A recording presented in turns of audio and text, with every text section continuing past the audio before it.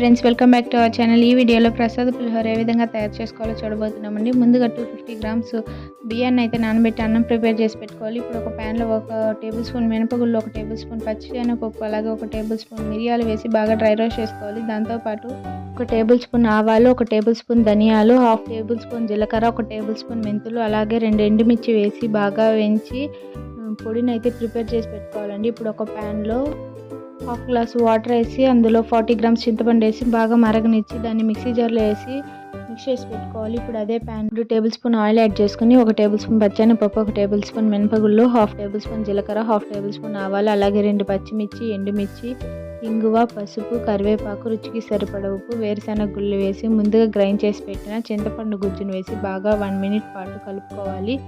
ఈ మిశ్రమం దగ్గర పడగానే స్టవ్ ఆపేసి అన్నంలో వేసి అలాగే ముందు తయారు చేసి పెట్టిన పొడిని వేసి ఒకసారి కలుపుకుంటే మనకు కావాల్సిన ప్రసాదం